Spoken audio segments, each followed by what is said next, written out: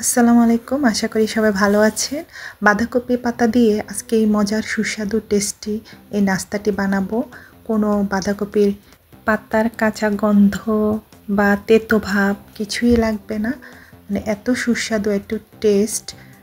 আর বেলাবেলির তো ঝামেলাই নাই, একদম দিলেই চুলাতে হয়ে যাবে, অয়েল ফ্রি, একদম কোনো তেল ছাড়াই। শুধু একটা মোছা দিব তাওয়াতে, তেল মোছা দিব, এটাই। আর এটা ছোট থেকে বড় সবাই খুব পছন্দ করবে। আর কি উপকরণ দিয়েছি, বিশেষ উপকরণ যে এতটাই স্বাদ হয়েছে,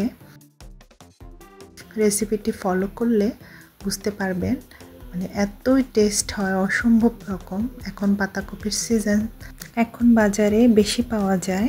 এই নাস্তাটি আশা করি আপনারা বানিয়ে উপকৃত হবেন। প্রথমে আমি বড় সাইজের একটি বাঁধাকপি এটা ধুয়ে নিয়েছি উপর থেকে। আমি এটা পুরাটা দিয়ে করব না, এক অংশ দিয়ে করে নিব, যতটুকু প্রয়োজন আপনারা বাড়িয়ে কমিয়ে নিতে পারেন।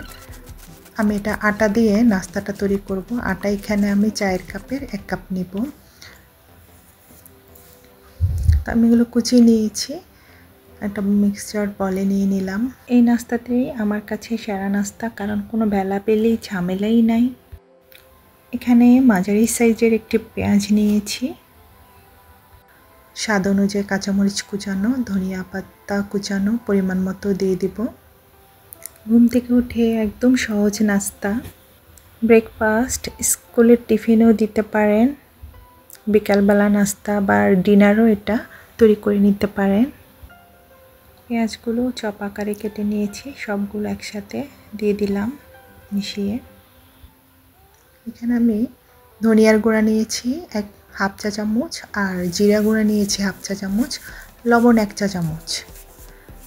আর আটা দেব এখানে এতটুকু পরিমাণ, একটু উঁচু করে 1 কাপ আমি আটা দিয়ে বানিয়ে নিচ্ছি। চাইলে ময়দা দিয়ে বানাতে পারবেন। এখানে আমি একটা ডিম দিয়ে এই মিশ্রণটি ভালো করে মেখে নিব। আর বাকি কিছু উপকরণ, স্পেশাল উপকরণগুলো আমি মিক্সচারটা বানানোর পর দিব। আর এখানে বাঁধাকপির পাতার গা থেকে একটা পানি বের হবে, সেটা বুঝে অল্প অল্প করে পানি দিয়ে আমি মিশ্রণটি তৈরি করে নিচ্ছি। এখানে ডিম অবশ্যই দিতে হবে, দিলে স্মুথলি ফ্রাই প্যান বা তাওয়া থেকে উঠে যাবে, ফাটবে না। এখন দিলাম হাফ চামচ হলুদের গুঁড়া, দিলাম, রঙটা ভালো আসবে। লিকুইড মিশ্রণটি তৈরির পর এখানে চিলি ফ্লেক্স দিলাম 1 চা চামচ, আর দিব আমি লেবুর রস। আর লেবুর রস দিয়েছি এখানে 1 চা চামচ, আমি আগেই দিয়ে ফেলেছি তাই দেখিয়ে দিলাম। আর এখানে আমি দিয়েছি 1 চা চামচ চিনি, চিনিটা অবশ্যই দিতে হবে, এটা দিলে স্বাদ দ্বিগুণ বেড়ে যাবে, আপনারা চিনিটা দিবেন। আর এখানে স্পেশাল যে মশলাটা নিয়েছি, ম্যাগি বা মিস্টার নুডলসের যে মশলাটা, চাইলে এখানে স্বাদ ম্যাগি নুডলস মশলাটাও দিতে পারেন। এটা দিয়ে ভালো করে মিশ্রণটি মেখে নিচ্ছি। মিশ্রণটির ঘনত্বটা এমন হবে, লেবুর রস আর চিনি দেওয়াতে ফ্লেভারটা দারুণ আসে সবজিতে।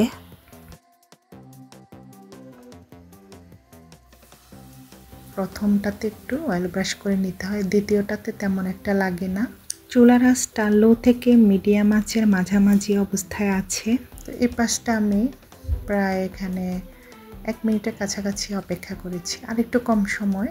দ্বিতীয়টা আমি 1 মিনিট এভাবে উল্টে ভেজে নিয়েছি। তরল এই নাস্তার মিশ্রণটি আশা করি বুঝতে পেরেছেন। প্যানে বা তাওয়ায় দিলে এটা চারপাশ ছড়িয়ে যাবে। যদি দেখেন প্যানে এটা ছড়িয়ে যাচ্ছে না, তাহলে একটু পানি মিশাতে পারেন। বন্ধুরা, লাইক দিতে কিন্তু ভুলে যাবেন না। ভিডিওটি অবশ্যই একটা লাইক দিয়ে দেখে নেবেন, তাহলে আমি ভিডিও বানাতে উৎসাহ পাই। তো প্লিজ ভিডিওতে একটা লাইক দিবেন, কমেন্টস করবেন যদি ভালো লাগে। আর লাইক, শেয়ার, কমেন্ট, চ্যানেলটি সাবস্ক্রাইব করে আমার পাশে থাকবেন বন্ধুরা। এই দেখেন কত সুন্দর হয়ে গেছে, স্মুথলি উঠে যায়, আর প্রতিদিনে বানাতে ইচ্ছে করবে। আবার একটু তেল মোছা দিয়ে দিলাম, দুটা বানানোর পর আমি একটু তেল মোছা দিয়ে দিই। এভাবে করে আপনারা এই সময় বাঁধাকপি সিজনটাতে বেশ বাঁধাকপি বাজারে পাওয়া যায়, এই নাস্তাটা সকাল বিকাল করে নিতে পারেন, একদম বেলতে হয় না, কোনো ঝামেলাই নেই। তাই আমার কাছে এই নাস্তাটি খুব বেস্ট নাস্তা মনে হয়। বানিয়ে দেখবেন মানে কেমন টেস্ট হয়।